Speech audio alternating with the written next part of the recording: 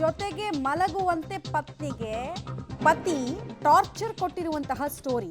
ಅಲ್ಲದೆ ಬೆಡ್ರೂಮ್ನಲ್ಲಿ secret camera ಇಟ್ಟು ಪತ್ನಿಯ ವಿಡಿಯೋಗಳನ್ನು ಮಾಡ್ಕೊಳ್ತಾ ಇದ್ದಂತೀತ.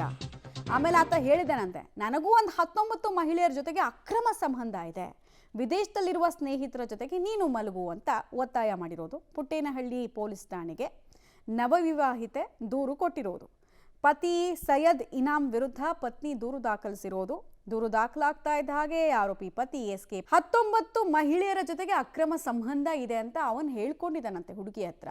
ಆಮೇಲೆ ಒಂದು ವಿಡಿಯೋ ಎಲ್ಲ ರೆಕಾರ್ಡ್ ಮಾಡ್ಕೊಂಡಿದ್ದಾಳೆ ಆ ಟೈಮ್ನಲ್ಲಿ ಏನು ಕಾನ್ವರ್ಸೇಷನ್ ಆಗಿದೆ ಅಂತ.